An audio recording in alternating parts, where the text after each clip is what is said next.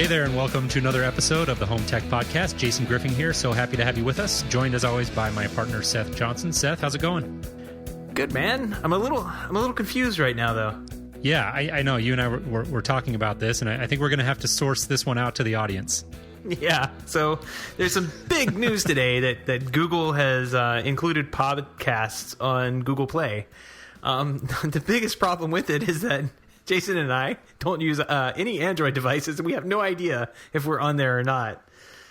So please, if somebody is using Google Play and they can tell us if we're on the Google Play Store. I submitted the link like months ago, and it said it was submitted and all approved and everything. So, yeah, they kind of went dark on us. Yeah, for all I know, it's been on there and people have been using it, and I don't know. It's such a strange thing, but I'm glad we're on there if we're on there. Yeah, it's like Google Plus, one of those things. I could just never quite figure that out as hard as I tried, but let us know. I'm definitely very curious, and can't hurt, right? Be listed on another podcast directory, definitely not a bad thing. Yeah. Well, I got a link that said like, go check this link out, and I have so many Google accounts, like it never worked. So please tell us if we're on there. It'll be so helpful. All right, so we're officially putting that one out to the audience. So let us know at HomeTech Podcast on Twitter, or shoot us an email over through the website HomeTech.fm/feedback. But let's jump into it, Seth. We've got another, I think, great show here. I'm excited to share it with our audience. We had Joey Kolchinsky on. Now, if anyone is listening, that name might sound familiar. We had Joey on actually back in November of last year, episode 87, if you want to go back and check that out, HomeTech.fm/87.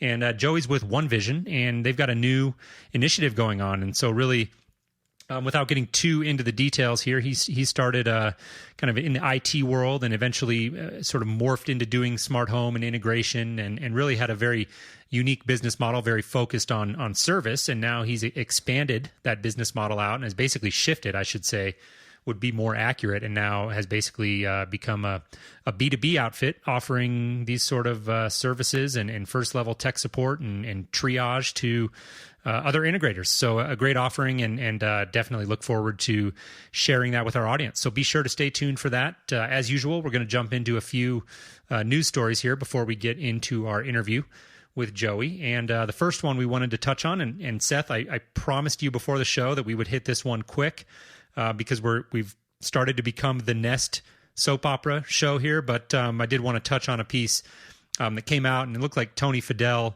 was kind of in damage control mode. He's the CEO at Nest, if you're not familiar, and Recode had a story about him going to one of their all-hands meetings and addressing the team at Google and letting them know that, in his opinion, things were really just fine, and that all of this bad press that we've been hearing really isn't justified. And I read the whole story. They had a transcript of it, and one of the things I thought was really funny is that there was a quote in there where Tony Fadell talked about Nest and how they've actually been launching products, and I'm quoting here, very, very fast. So fast. It's so fast we didn't really notice that, Yeah. Right. Right. Right. I put this up on Twitter and wanted to give a quick tweet shout out to Walter Colidi, and I'm sorry if I'm mispronouncing that. It's at Walter Colidi, and he replied to that tweet and said, well, maybe fast if you compare it to HomeKit, which I thought was a fair point. You got to have a good baseline. It's all relative. Exactly. Good stuff. So anyways, Nest still struggling. Things have quieted down a little bit there, but it's definitely been a rough month for them. Well, and speaking of rough months, SmartThings is still going crazy. We talked a little bit about this in the past, that they were having some server problems and instability, I guess is what they were saying. This all culminated, and I think it's still going on. I know they released a press release saying, hey, we hear you. We know this is going on. We're trying to move everybody over to our new servers or new services. We're going to mitigate this problem. But what I thought was amazing, and I posted, let's see, this was April 14th, so a couple days ago. But there's a search that you can go through on the community SmartThings, and we'll just post a link to this. And it's basically a search for withdrawn. And what was going on where the third-party developers were withdrawing support for the applications that they had written for SmartThings and pulling them off of the site. So, let me just go through this. Denon Network AV receivers, Circadian Daylight, SmartThings plus Philips Hue, like some really cool projects, Space Weather. The biggest one was Rule Machine, which is basically if this the nat type functionality for SmartThings. This guy pulled it off and kind of put an interesting letter on there saying, basically, I'm getting too many support calls or too many people emailing me about this, and there's some serious degradation here, and there's nothing SmartThings seems to be doing. So he pulled Rule Machine off, which I know a lot of people were upset about because it basically removed a ton of functionality that they had from the system, and basically returns it to being what they got out of the box, which right now isn't much. Wow. Yeah. These search results are definitely interesting. I'm scrolling through them as you talk, and some of these do go back, in fairness, to I'm looking at one April 2015, October 2015. So some of these are a little bit older, but if you scan through them, you will see a very clear pattern of frustration. And this is something that we've been talking about recently, and really it's been a pattern that we're starting to see in the DIY smart home, where just a lot of the bigger companies have stalled out. We haven't seen much from Apple. We just talked about all the drama at Nest. SmartThings appears to be growing this base of frustration with the third-party developers, and that's obviously a very critical part of SmartThings' promise, right? I mean, they're very built on this idea of having that third-party development and plugins and an active community of developers, and if your developers are revolting and pulling things out because they don't feel like their efforts are warranted, or maybe that they're getting the support from SmartThings that they feel like they need, I think that's a pretty indicative sign. Yeah, those are the raving fans. Like, it's a little book that's out there. I forget who wrote it, but those are the people who would love to see the product succeed. And if they're that frustrated, there's a serious problem going on with the system right now. I was listening to Stacy's show, and her and Kevin were talking about. I guess they had read somewhere that SmartThings was using some kind of beta server for their back end. Yeah, like some beta infrastructure, and they were trying to get some clarification on that. So I'm hoping that Stacy can dig into that a little bit more and find out what the heck they were talking about. But if they're running, that's interesting. Yeah, I have my own theory on this. Let's hear it. So I think it's all those smart refrigerators that they sold after CES this year. I'm sure, right. It's causing a lag on the system, and they just don't know how to deal with it. Flooded the market, yeah. Totally underestimated demand there, I'm sure. Exactly. But yeah, it does go back to that conversation, and really, we've been doing the HomeTech podcast here for a little over 2 years, and it's been a very interesting 2 years to be doing it, because really when we first started doing it, we saw all of this crazy momentum, and things just appeared to be happening so fast, and it was like we were on the precipice of that ever elusive mainstream smart home finally becoming a reality. And I'm certainly not implying that vision is not valid or that it's never going to happen, but I think what we've clearly seen from all of these big initiatives really is that it's tough. The smart home is very difficult, and these companies are clearly struggling to figure that out. I think Amazon is perhaps the one exception to that, and obviously they're taking a very different approach with really focusing on voice control and just coming at it from a very different angle. And so I think it's hard to make that sort of a direct comparison when you talk about the challenges, but still very interesting to see a lot of these big companies really struggling to figure the space out. Yeah, and SmartThings was one. I mean, they're owned by Samsung. I mean, this is now a big company. This is one that I expected to do well. Their positioning, their marketing, the limited things that they were trying to do with the system, I really was hoping to see them do a little bit more with it. But unfortunately, they can't seem to get it together, and hopefully they will. I thought I saw a story, and I'm desperately searching for it as I talk, but I saw a story come through today saying that they had figured it out, or they were working on it. I could be wrong. There's been a lot flying back and forth news-wise.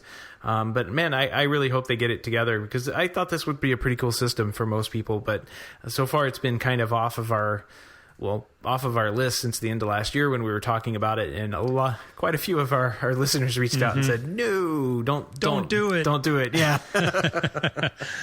Yeah. Interesting. Well, let's move on here. We got more of a couple of real integrator focused stories here that I think are relevant though for anybody who follows home technology. And that is first a big story that actually broke here just very recently. And that is the acquisition of Luxul by Legrand. And Legrand has been very busy snapping up some companies and doing, I guess, what they do best, right? Yeah. So now they have shades. So they just bought the shading company. I can't remember their name now. Q-Motion. Q-Motion, yeah. Yep. They have Vantage, Middle Atlantic, Nuvo, which is a pretty cool like distributed audio type system, kind of up there. I wouldn't say like directly competes with Sonos, but in the builder market it definitely could. And now they have Wi-Fi. Like these guys seem to be on the move. Yeah, they're covering all their bases. And first thing I thought, given the timing of this acquisition and the recent acquisition of PackEdge by Control4, Seth, I wanted to ask you if you were interested in starting a networking company. Yeah, no kidding. I can. I'll get some Ubiquity equipment, and we'll just spray paint a different logo on it or something. Yeah, right. OEM it. Exactly. Yeah, right. Yeah, I mean, I think the acquisition makes a lot of sense. Obviously, for Luxul, it's a huge win. I'm sure the dollar amounts weren't disclosed, but we can assume that they got an equitable deal and will benefit from the huge amount of resources that a big company like Legrand will bring to the table. And I'm a fan of Luxul. We use it in our business, and I think they make good products. I think they do a good job of supporting our industry and understanding what it is that home technology professionals and integrators really need out of their networking hardware. And so I commend them and congratulate them on the acquisition. And I think conversely, for Legrand, the acquisition makes sense. Like we talked about, they're getting their hands in a lot of the different, I guess, pieces or verticals, you could say, in a sense, of our market. When, as far as now the network, and they've got racks with Middle Atlantic and shades and lighting and all of these different bases covered. And so I think the acquisition makes sense from both sides. I hope that Luxul can maintain that really personal touch. I think the support that they offer is one of the big reasons that we enjoy using them, and as opposed to using a very large company where you're really just an anonymous user out in the sea of users. And I think having that personal touch from a company like Luxul to support you if and when things do go wrong is really important. So that's the one thing I'm going to be curious about as a Luxul integrator and user of their products, is if they can maintain that level of support and high touch that, in my opinion, has been very valuable. Yeah, I went to a couple of Luxul trainings at CEDIA last year, or year before last, I guess, at this point. And yeah, they're very informative. Like they obviously know what they're talking about.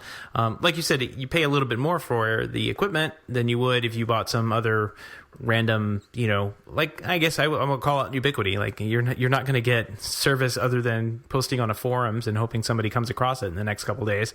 Right. Like you actually can call, like as a dealer, you're having a problem. It's 5:00. You're ready to go home. You can call these people and they'll get you out of there. So yeah, I this all fits. I mean, we're talking Middle Atlantic, Legrand.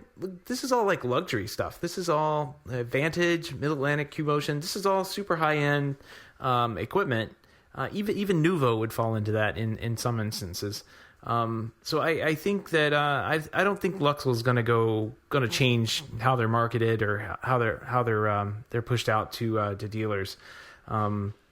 This is a total good move for Legrand. Legrand's such a huge company too. Like this is like probably pennies for them to pick this company up, but I think it's a great acquisition for them. Yep.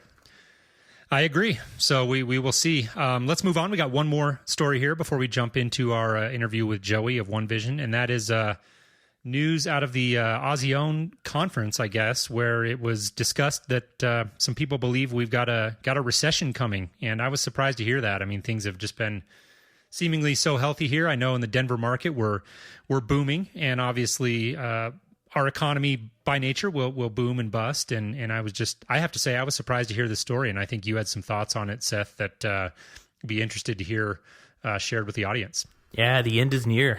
Hold on, buckle up. Yep, the good times can only last so long, I guess. So it's true. It's true. This was an analyst looking into demographic data and how it correlates to U.S. economy. And basically, the gist of this story is that he's saying, okay, we're all selling to the baby boomers. We have been for a while. It's a big group of people, but they're all going away, and we all know that. The next generation that comes up is a very small generation. I think they called them Gen X, which is people born between 1965 and 79. And there's only 54 million people there. Following Gen X between 80 and 2000 is 84 million. That's the millennials, which is the largest group. And quite frankly, it's the children of the baby boomers, so it makes sense why they're larger. So Gen X is coming up. They're going to be reaching their spending potential, and it's just not going to be what the baby boomers have been propping us up. So that's his stick here. That's what he's saying. I don't know. I think our economy is such a dicey position anyway. I don't know if that's going to be it, but there's always these little peaks and recessions and bubbles and booms and busts and all that stuff. I mean, you go back and look, it happens every 9 or 10 years. We go up and down a little bit here and there. So it could happen, it probably will happen. I'm not going to call him wrong, but one thing that I looked at the story and was reading through, and he's like, his advice was to continue focus on baby boomers and catering to their aging needs and second homes. And to me, that is so backwards. Right now, to me, I guess it may just depend on the market that you're in, but I'm in one of the older markets. But to me, selling to and gearing your company up for millennials is really what the focus should be, because millennials have all of their baby boomers' parents' money, and they're going to spend it. They will spend it. Their baby boomers, one of their key things was that they saved money. The millennials supposedly do not save their money, but they spend it on things with value. So there's a ton of research out there about this, and it's very, very interesting to read through. I think some of the people in our industry are going to have a hard time transitioning from selling to, older people that wanted to show me how to do this, that kind of thing, to millennials who are just going to say, let me get my hands dirty. You're going to sell me something that's nice and with value, but I want to get my hands dirty. I think there's going to be some transitions there that are going to be hard to cope with for some people. Yeah. Well, it's interesting. I was, as you were talking, I was looking at this story again, and the name Tim Costello sounded familiar to me, and so I did a Google search, and I'm actually having trouble clicking the article open. It was a CE Pro article, and I thought I recognized the name, and Tim Costello gave a talk all about demographics out at the CE Pro Summit, which I attended. I guess it would have been last August, I believe, so August of 2015. The link appears to be broken. I'll try to find a link and send it to you, Seth, so we can get it up in the show notes. But I just think it was interesting because the gist of his talk at the CE Pro Summit was seemed very positive, and it was really focused on the millennials. And just the summary of the article that I'm seeing here in the Google search results does say that Tim Costello of BDX shows that the broad U.S. economy will boom from 2017 to 2030. And so I'm just curious because it seems like a decidedly different tone and message that we're getting, and it's the same guy who was speaking. And so I'm curious. I'll have to dig into that a little bit more and try to figure out what the discrepancy is there. But there's a famous saying, and I don't remember who said it, but demographics is destiny. And, it is true. We have different demographic patterns that really drive our economy, and not to get too macro here or get too far off topic. But it's important to be thinking about as home technology professionals. So I agree. It is important. I, again, was surprised to see this story, and I'll see if I can find some time to dig in and find some more notes about the message that we were seeing out of the CE Pro Summit. But cool. Yeah. Seth, yeah. So I think without further ado, let's go ahead and jump into our interview here again with Joey Kolchinsky. And again, Joey is joining us for a second time on the show. He's with OneVision Resources, and they've got an exciting new initiative aimed at the integration industry and really changing the way that we all think about and provide service to our clients. So let's get started. Hey, Joey, welcome back to Home Tech. It's great to be here. Thanks for having me back. Oh, glad to have you back on. We've had a couple of reoccurring guests, and I think you're one of the first that is outside of the podcasting group. So we're really glad to have you back on. We had an interesting discussion with you last time about your company and how it was really revolved around the service side of the business. But I guess if somebody hasn't heard that show, I guess go ahead and just give them a background of who you are and what you've done here in the industry, and then we'll talk about what you've started up here. Sure. So I'll give a brief history on who we were up until the beginning of this year. Starting several years ago, I was a one-man kind of IT service provider for high net worth families in the Boston area. And I always knew I wanted to scale beyond just me, and I knew kind of recurring revenue, taking a clue from the enterprise space, recurring revenue was critical to that. So recurring revenue was a key part of my business back then. And my clients started to ask me to do more than just IT. So I would start supporting their AV systems. And from there, they would ask me to build their smart home systems. So I eventually launched an entire integration firm within our company. And we had designers and engineers and programmers and project managers and built smart homes like every other integrator out there.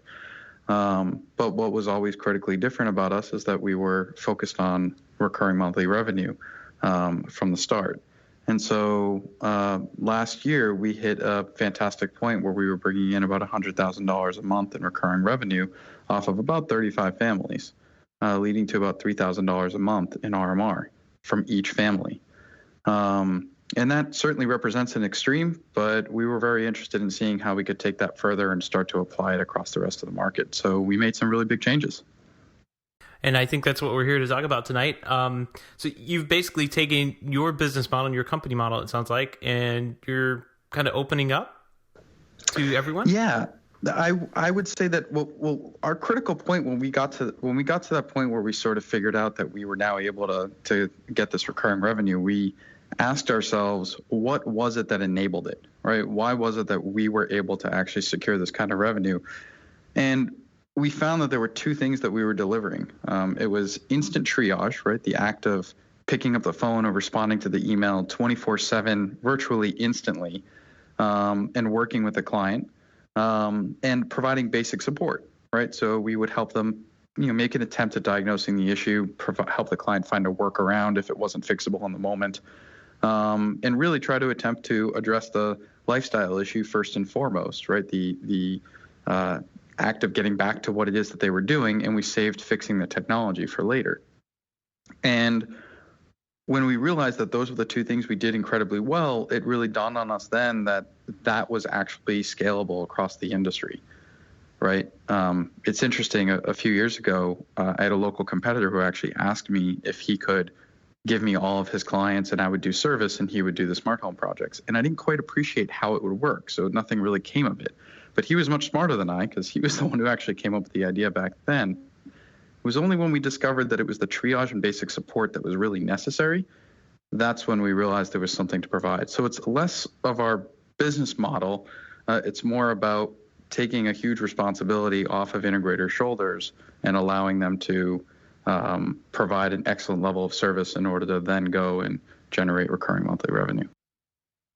Right. And so basically what you guys are doing essentially is taking a lot of those lessons that you learned and that infrastructure that you were able to put into place and opening that up and shifting to a B2B model. I'm curious. I want to jump in, obviously, and talk in greater detail about what that looks like. And that's what we're going to spend the bulk of our time doing. But quickly, before we get into that, is OneVision going to continue to offer services directly to existing clients, or are you guys exclusively now becoming a B2B outfit?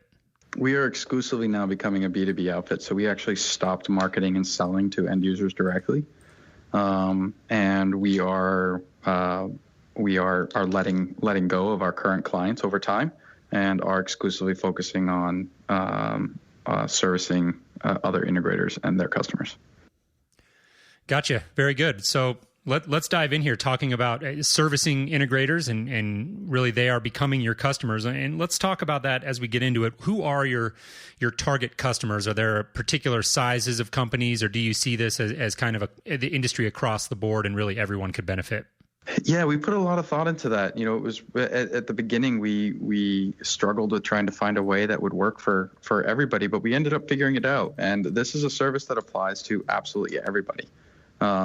From the one-man service to the 50-person integration firm, we solve a critical problem and provide a valuable service that is whose cost actually scales with your needs. So, you know, for the smaller shops, it's affordable and it ends up scaling up as you become a larger shop and start building up recurring revenue, and your service team, your service channels start to incur more kind of incidents. Right. Well, let's get specific here. I want to talk about a real world scenario. I think that'll really help people if they're happen to be struggling to really understand. Let's talk about a hypothetical scenario. Let's pretend that I'm an integrator using your service, and one of my clients, it's Thursday evening or Friday evening or whatever it is, and they're having a problem with their Apple TV, and so they pick up the phone to make a call, and they're obviously calling into OneVision. Walk me through what that process looks like and maybe what the different paths to resolution of that issue are. Sure. So in order to go down that path, it's really important to understand the definitions of the three stages of any given service incident. The first stage is triage, which is asking the right questions, documenting the symptoms, and understanding the problem. The second stage is basic support, maybe attempting to provide a diagnosis, offering some simple fixes and workarounds, maybe rebooting some devices through bootable outlets. And then the third stage, if necessary, if you haven't solved the problem by this point, is to maybe go do some, an on-site visit or some programming changes or replace a device. And what we do is we take care of the triage and basic support. Because after the basic support, that usually removes most of the urgency. I mean, of course, any kind of life safety issue will be an emergency all the way through to complete resolution. But most other issues, after you provide basic support, can then be scheduled and addressed later. So that's what we do for integrators. Any incoming call or email or IEG notification would come into would notify us. We would start delivering instant triage and basic support services to that client. And then if necessary, we would then hand the incident over to our partner, the integrator, to provide advanced support. So we really remove the burden of having to be there 24/7, providing triage and basic support, and clue them into the issue after we've addressed the urgency. Cool. As an integrator, I can tell you that takes up quite a bit of the day when you have clients calling in and you genuinely want to help resolve issues over the phone, because it's so much more time out of the day to sit behind a dash and drive an hour and a half to go to a client's house to reboot something. So tell me, you've touched on some AV things here. What types of devices and what types of services are you offering? I guess you obviously would touch computers too, right? So we right now don't extend our services to IT. So we are simply layering on top of AV integrators and extending their services and simplifying the act of delivering their current services. We are actively looking into how we can eventually expand integrators' offerings to include IT, because we recognize that integrators are actually perfectly positioned to really be the go-to home technology manager in the future. And that's going to include things beyond AV. It's going to include the computer and the mobile device and things like that, the IT type things. Okay. So we absolutely want to provide those services, but at the moment, that's not something that we're offering. So you're okay. So you're sticking mostly to the like home automation products, exactly. AV, that kind of thing. It's the same stuff any integrator would deal with right now. Okay, cool. So let's talk a little bit about pricing and how that would work. I'm an integrator. I'm interested. Sure. tell me how that would work. To me, from me to you, I guess, or to me to the client. How that would work. So this is a cost that. So in order to make this service scalable across the board, we really have to split the pricing into two main components. The first component is incident volume. So the number of incidents that we are taking in on a monthly basis helps us calculate what one part of the fee needs to be. I really want to clarify that that's different from number of phone calls and emails. A single incident, let's say the Apple TV is not working in the living room, may involve 3 or 4 emails back and forth, or a phone call, or 2 or 3. That's fine. All of those things are bundled into a single incident. And so that's what we ultimately price on as our first variable. The next variable that we price on is monitoring. How many homes are we actually monitoring? And so we'll calculate a second part of the fee based on that. And ultimately, it's a fixed fee, adjusted quarterly, based on a 12-month average. And the idea here is to create something that was very hard to manage, to convert something that was very hard to manage into a kind of fixed operating cost at a fraction of what it would cost you to build up yourself if you hired up several smart home technicians and built a call center. Right. Makes a lot of sense. I've seen this. We have similar pricing, I guess, with our wholesale security type accounts where you have a large price for a very small amount, and it gets lower and lower as you move on up in business with more and more clients. Correct. The other interesting point here, and you mentioned about how does this relate to whether the client pays. So the reason why we separated the fees from incident volume to monitoring is that when you start monitoring a client, that's when you should start getting paid, right? So we really tied, the half of our fee was just for the call volume that we had to, that we need to cover our costs on. The other half of the fee is actually delayed until you start incurring recurring revenue, right? Once you start building up recurring revenue and you start activating monitoring on homes, that's when the second half of the fee kicks in. And that's how we were ultimately able to make this an affordable service for the smaller shops and have it grow with you as you grew. Got it.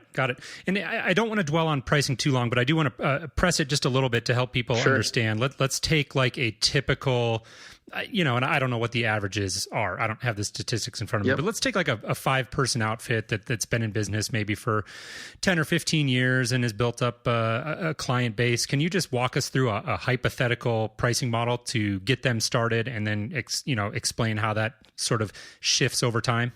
So there's 2 main questions we ask. How many incidents are you getting every month? And the problem is that most companies actually don't know. It's one of the interesting facts I've discovered over the last few months is most companies actually don't have a clear understanding because support and service requests are coming into all different phone numbers and email address, and it's very hard to get a handle on exactly how many incidents the company is managing on a monthly basis. With that said, we trust the integrator effectively with whatever their gut check is or their gut number is to begin with. And we get started on that for the first quarter. Once we're up and running, we start to look back at the data and we can actually see how many incidents they're actually getting, and we start to adjust the fee based on the real number of incidents. The second question we always ask is how many homes are actually being monitored. So most integrators actually don't monitor any homes today, or monitor very few across their customer base. So it has a very small impact on the fee. All of this is a way to tell you that actually that 5-person shop that you just laid out there for me, we have seen them have a 5x difference in fees from one shop to the other because they just have completely different service profiles. We've seen retail integrators who have 10,000 customers in their database who get maybe 2 calls a day. And we have seen very, very high-end integrators with 50 homes in their database who get 5 calls a day. So it's completely different. It depends on the types of relationships and business that you've performed and developed over the last several years. Yeah. Is it possible for me to just forward my cell phone directly to you? Let's talk about that, actually. How is the phone call and email routing handled? Are integrators able to use their existing email addresses and service phone numbers if they have those set up, or does this require them to set up new sort of routing channels for their clients? It definitely allows them to use their existing channels to the extent that they have them.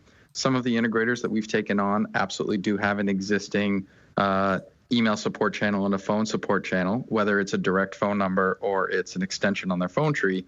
And we simply have that email and that phone number forward to us. And that's how we get started. So there are some integrators who do not have a support email address or a support phone number. They instead, their customers for years have just been calling different project managers or different, the text directly or whatever it might be. And with those integrators, we work with them to actually set up a dedicated support line and a dedicated support email address. And we start to, we actually work hand in hand with our partners to actually guide them into how you start to train your customers to call the dedicated line. And we went through this. I went through, personally, I had a problem with the first several years of my business. Since I was actually just a one-man shop, everything was coming to my cell phone and my email. And eventually, when we built up a team, I had to start getting clients who were using me for years to start using the support team. And we had this internal goal of making sure that the support team always responded faster than I would ever respond. And by doing that, the clients would very quickly start to use the support team over me. And it very quickly went away because they just realized, man, if I just go to the support team, I'm going to get the fastest response. So we work hand in hand with the integrator to help them train the client to start using the right support channels. But ultimately, everything just gets forwarded to us. Gotcha. Well, that makes perfect sense. Let's go back here. We've talked a lot about the cost, but I do want to focus because this really, and you and I have talked before, it's not all about the cost. There's opportunity here, I think, as you see it, and I would agree with you. And so let's talk about that. I know that you see, when you look at an integration business, you see service as a potential profit center, and a lot of people don't look at it that way. And so talk about that, and let me know if are you guys planning to offer any tools to help integrators kind of make that shift to seeing service and implementing service as a profit center? Absolutely. Yes, and yes.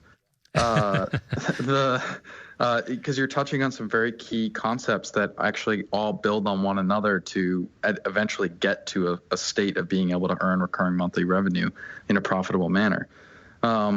I think the first thing to understand is the hidden costs that exist, right? So there's the brand value hit that you take when you maybe don't respond to a customer instantly, right? And they have to wait. There's the time value of all the people in your organization who have to get involved, from your receptionist to the sales team to the project manager, when service incidents currently come into the company. But I think most importantly, there's the dollar value of not charging appropriately for both being available all the time and also meeting expectations with triage and basic support, but continuing to provide advanced support at no charge. Just about every company I've spoken to is sort of guilty, but in a good way, of both of those things, right? We all want to do wonderful things for our clients. You said it earlier, you want to be there for your clients, but it's hard to actually start to do that and charge for it appropriately. So I think that this leads us to the next idea of saying, break fix is really, really expensive. And it's because clients expect that, to us, this was a really critical component. Clients expect that simple little problems get quick, free solutions. And the problem with that is they think that all problems are simple little problems until it's not, right? So that's led to this idea that being able to respond on short notice and being there 24/7 for them sort of became this human right that they expected, right? It just sort of evolved into that with how technology has sort of infiltrated our lives. And so clients expect us to be able to respond on short notice, which means you need to maintain some reserved bandwidth. And this leads us to the next critical component. That leaves you with two choices. You can either book your team out, 100% of the time, and then cancel appointments when clients have, issues that require your instant response. Or you keep extra bandwidth on your service team so that you don't have to cancel any appointments and you can just assign a tech who's available to the service incident. The former actually irritates customers, and the latter is really expensive. So you're sort of stuck. It doesn't matter which way you go. And that was sort of a key discovery for us. And we really built this service to enable integrators to start making recurring monthly revenue, start building recurring monthly revenue by actually guaranteeing those concepts to our clients. Interesting. It's definitely something that I've struggled with, scheduling and having the operation side of it line up with all the stuff that happens during the week for service, and then all of the install stuff that's lined up to actually happen during the week. Something happens here in Florida. It's more than likely a lightning strike has taken out some equipment, and we've got to reroute guys around, and it's sometimes it feels like we're just putting out one fire and watching another one pop up. Totally, but it's like insurance, right? Like you are effectively providing insurance. You're telling them that even if they don't use you in any given month, when they do need you, you're going to be there. Right. And that's a really expensive thing to provide. So that's what we're focusing on, is to be able to work with integrators to help them start to sell recurring revenue by optimizing those concepts. Very nice. I guess let's talk a little bit lower level here. Obviously, my integration company doesn't quite install things like Jason's integration company would. How would you work with the different nuances between each individual project? How do you work around those types of things? So I think the best way to answer it's an excellent question, and a big focus for a lot of conversations in this space. And I think the best way to answer it is to actually take a slight step back from it. So is tech support, and this is going to sound so kind of out there, but is tech support really about tech? And I don't mean to get existential on you, right? But I think if we put ourselves in our customer's shoes, when they're calling for tech support, they're actually not calling to get their tech fixed. They're calling to get back to doing whatever it is that they were doing. So tech is about augmenting everyday life. And when it breaks, it gets in the way of those moments. And when support is needed, it's not for the tech. It's actually to get back to doing what they were doing. So if we translate this over to a situation before we talk about what you as integrators have to support, let's just go back to us in our personal lives. I remember when my grandmother was engaging in new technologies, and she would maybe call about Netflix after trying to do something on her own and install an Apple TV or something. So she wants to enjoy a movie. I don't know any of the specifics about grandma's setup. But of course I'm going to be helpful. She's my grandma. So I'm not going to get too technical. I'm going to help her find some workarounds. And next time I visit, I'm going to help grandma fix it. And none of that requires knowing the intimate details of any given system. So when a client calls and says, Apple TV is not working, we can ask them some initial questions. Well, okay, what do you see on the screen? Well, I see a black screen. My TV is not turning on.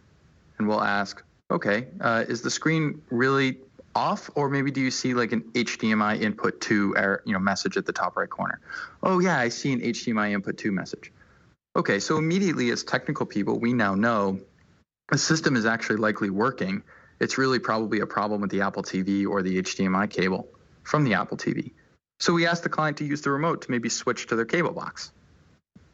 So they switch, and they tell us that works fine. So we ask them to turn the system off and switch it back to Apple TV. And they say the same thing happens. So now we know that this is likely a problem that can't be fixed. We can attempt to reboot it remotely. Maybe that'll fix it, maybe it won't.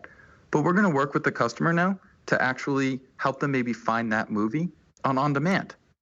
And say, you know what, unfortunately, we can't fix this Apple TV right now. We'll have to schedule an on-site appointment to do it.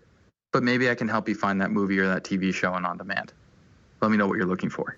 Interesting. That's the critical component. It has nothing to do with knowing which wires are connected to what or what brands are using. But I guess certainly you have some type of insight into what we as an integrator put in. You require some type of documentation or anything like that? Yeah, I mean, we've got some integrators who aren't able to give us anything. You have to imagine the retail integrator who has 10,000 customers from the last 20 years of doing work doesn't have much documentation on anything. Whereas the integrator that has 50 families from the last 5 years and they do very large but infrequent but very large projects, they have excellent documentation. So we will actually take a description on every system that's in the home if the integrator can provide it. And if they can't provide it on specific homes, we'll actually just get general descriptions of how they handle things. So the retail integrator might explain, we typically put in URC remotes, and our video systems are local video systems. And for music systems, we typically put in Sonos. And the other integrators might say, well, we use Savant exclusively, and most of our systems are distributed video. So there are ways to sort of paint a picture about any specific integrator and their customers. Okay. I mean, I'm a programmer, so I can tell a lot from programming. Do you guys take the programming files too, just to kind of figure out what is in the system and that kind of thing? I can think of a Control 4 system. It'd be very easy to kind of run through and diagnose if you had remote access. It would, but that's ultimately that's not bleeding into advanced support that you should be able to go charge for. And ultimately, the customer is not looking for that to be addressed in the moment. Right? The customer doesn't need you to dive into Control 4 and go fix some crazy complex programming issue. I mean, of course, there are those crazy situations that, yes, it is required. But most of the time, if they realize that it's not a quick, simple problem, they will actually acquiesce and say, okay, great, thanks for helping me find the workaround. Let me know when you guys can come out and take care of the rest. Mm-hmm. Mm-hmm. Right? That's what the customers are looking for. Yeah, I think it's a fair point. I think a lot of this, it gets emotional. Typically, the problems that arise for us come up on we keep going back to the Friday evening, right? And that's everybody's had a tough week at work, and they're maybe sitting down to watch a movie with their kids, and something hiccups, and now all hell breaks loose. And so I think that just having a voice on the other end of the phone can kind of diffuse the situation, and I certainly see the value in that and agree with a number of your points there. Now, with all of that said, there obviously is some level of technical expertise involved in providing the type of support that we're discussing here. And I know you and I have talked about what you guys have there at your facility, the Tech Wall, which I think is really a very cool idea, and I'd love for you to tell our audience about that. Sure. So our Tech Wall is a 12-foot wall that actually has working versions of almost every system that you can imagine in a home. So we have networks installed, we have distributed audio, we have multi-zones of audio, multiple zones of video. And for each of those zones, we actually have a Crestron touchscreen, Control 4 touchscreen, Savant touchscreen, and then the corresponding remotes. We also have the 4 major lighting systems that are out there, from Crestron to Control 4 to Lutron to Savant. We have access control systems. We built a door in the wall that actually lets us maintain and continuously test and train on access control systems, not just enterprise level ones, but also the off-the-shelf ones, like an August Bluetooth door lock. We've got camera systems and thermostats as well as in addition to shades. So we have virtually every system that you might install in a home across all the major brands, and we keep this maintained with the latest updates in order to be able to continuously train our team on what is actively out there in the field. Right. Very, very cool. Love that.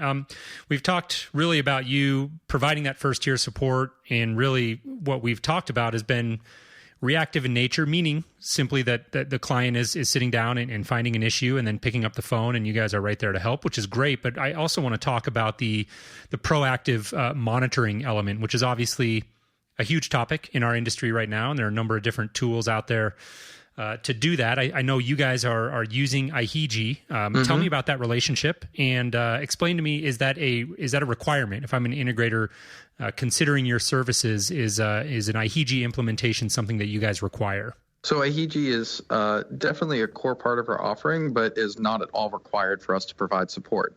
So IHG is required right now only to do monitoring.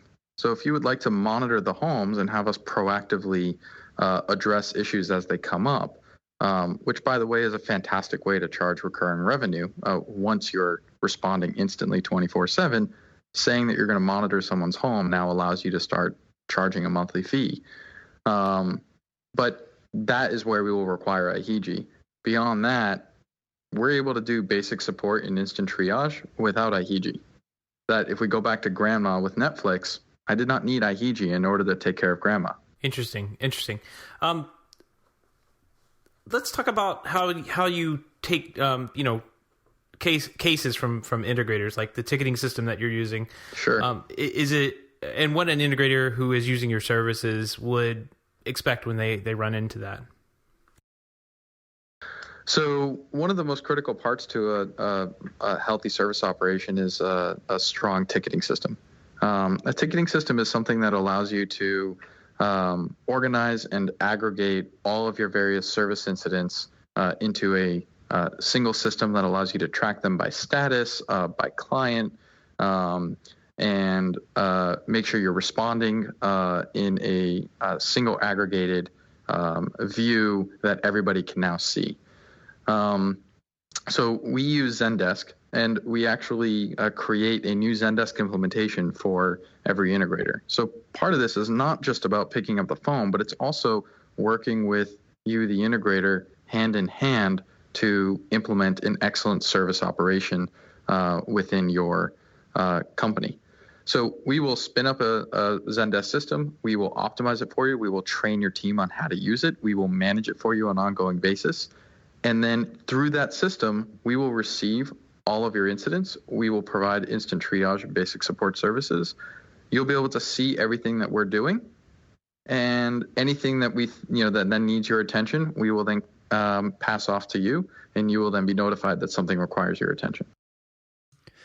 Very good. That makes sense. We're running tight on our time here, so I want to move to kind of wrapping this up. But before we do that, give us the quick overview. I want to give you an opportunity to talk about it, because I know you guys at OneVision are also offering sort of pre-configuration services for devices like IHG. I believe you're doing it for network and power management as well. Can you give us just the quick explanation of that service? Yeah. The idea is that standardization makes support much, much easier. So if you are a partner of ours, we will happily configure your monitoring and power devices and send them to you pre-configured. That makes it much easier for us to then provide support and on an ongoing basis manage those devices. Got it. That makes perfect sense. So like I said, we're running a little tight on our time. I think it's been a fascinating conversation. I really do think, obviously, what you guys are doing is a novel approach, and definitely wish you the best with it. I think it is something that the industry needs. Zooming back out to kind of wrap up the interview at the high level here, what do you really see as the biggest challenge, or maybe the biggest couple of challenges for OneVision to get some broad market penetration on this new service you're offering? So glad you asked that question. The biggest challenge we come across is integrators who are overthinking their service plans. Service plans do not need to be complex, right? And the biggest thing that we need to start doing is helping you start to hit home runs with every client by responding instantly. And then we can roll out a service plan that they will be willing to pay for once you kind of build their loyalty through your awesome responsiveness. But, integrators who sort of consternate over the service plan development, we are there to help make that much, much easier, provide material for you. And if we can get an integrator to not worry about that, it makes things much, much easier. Yeah, I definitely can see that. It feels like this is one of those things that happens in an industry that's finally feels like it's growing up. Like this feels like something that totally exists already in the IT world. Like if somebody, I'm sure some of our listeners have an IT background and they're listening to this going, yeah, this totally already exists for enterprise clients. It definitely feels like we're maturing here somehow. Yeah, and I'll happily share a slide with you that maybe you can post on the website with the podcast. But we talk frequently about the idea that a lot of some integrators are an example of sort of the tail wagging the dog, where they're so focused on projects which are really difficult to kind of build a long-term value in the company, but where everyone wants to be is in creating, a profitable RMR side of the business. And so the focus really needs to be service. Projects are sort of this extra gravy that gets added on top. So that's another challenge that we run into is having there are a lot of integrators who sort of are already coming to us and saying, we get it, this is what we want to do, please help us get there. And agreed. I mean, those are fantastic signs that our industry is growing up. Very cool. Very cool. I think you put it best on the last podcast we had you on, and I remember this to this day, that a project is something. Building a house is just a project. It's something that comes and goes, but having the customer there for life, that's what your real goal is. And right. I totally agree with that. So I wish you the best of luck. You've got me sold, but where can our listeners find out more? I guess we need to plug the website a little bit here. Yeah, come to our website. We have a lot of information there, a detailed FAQ, and a really simple contact us form at the bottom. Let us know that you're interested, and we'll set up a one-on-one session where I can walk through all this with you. Great, and it's OneVision.com, right? OneVisionResources.com. OneVision Resources. We'll make sure that we put a link to that in the show notes for you. Joey, I want to thank you again so much for coming on the show again and sharing this information with us. It sounds like an exciting opportunity, and I hope that some integrators hear this and say, that's what my business needs, and give you a call, because this is really something that is needed in our industry for sure. We're really excited about it, and thank you for your support. All right. Thanks, Joey. We'll let you go. Take care. Take care.